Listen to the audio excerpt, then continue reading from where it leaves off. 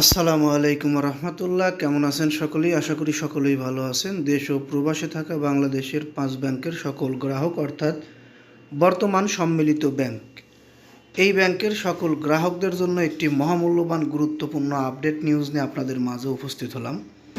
এখনকার নিউজটি খুবই গুরুত্বপূর্ণ। টানা 2 মাস ব্যাংক থেকে টাকা তোলার হিড়িক লেগেছে, বেড়েছে অনেক।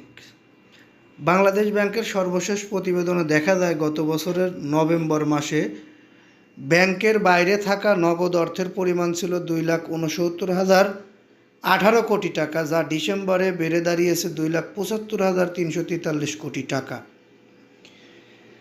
এই টাকাগুলো তোলা হয়েছে বেশিরভাগ সম্মিলিত ইসলামী ব্যাংক থেকে এবং কিছু অন্যান্য ব্যাংক, সরকারি ব্যাংক, দুর্বল ব্যাংকের নাম প্রকাশ করার পর থেকেই এই ব্যাংকগুলো থেকে টাকা তোলার হিড়িক লেগেছে গ্রাহকদের। তারই ধারাবাহিকতায় সম্মিলিত ইসলামী ব্যাংক অনেক সময় দেখা গেছে গ্রাহকদের আমানতের টাকা ফেরত দিতেও ব্যর্থ হচ্ছে। সেই বিষয়গুলো নিয়ে অনেক গুরুত্বপূর্ণ নিউজ তৈরি হয়েছে এখন পর্যন্ত। আমার এখনকার নিউজটি হচ্ছে, সম্মিলিত ইসলামী ব্যাংকের গ্রাহকরা প্রাথমিক 2 লক্ষ টাকা করে পেয়েছে। পরবর্তী যে ধাপের টাকাটি সেটি কবে দিবে এবং এফডিআর ছাড়াও আরও অন্য খাতের টাকাগুলো কবে ফেরত দেবে, এই বিষয়গুলো নিয়ে অনেক তথ্য সংগ্রহ করেছি।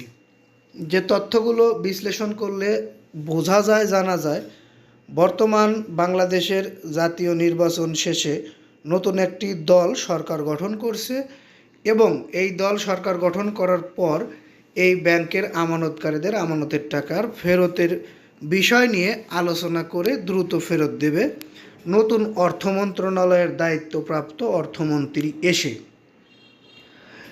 অর্থ মন্ত্রণালয় পরিবর্তন হবে, কারণ অর্থ উপদেষ্টা ছিল, সে থাকবে না। অর্থ মন্ত্রণালয়ে হয়তো নতুন মুখ দেখা যাবে, কিন্তু বাংলাদেশ ব্যাংকের গভর্নর যে আছে সেই থাকবে।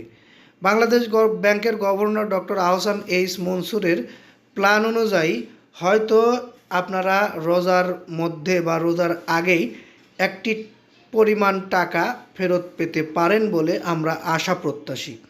সেটি কত বা কিভাবে কবে নাগাদ দেবে এই বিষয়ে আমরা আপনাদেরকে চূড়ান্তভাবে কিছু বলতে পারছি না, এই জন্য আন্তরিক দুঃখিত। আমরা নিউজ কালেক্ট করছি, বিশ্লেষণ করছি, বিশ্লেষকদের মত নিচ্ছি, সেখান থেকে সারসংক্ষেপ আকারে পরবর্তী নিউজে আমরা আপনাদেরকে এই বিষয়টি জানাতে পারবো।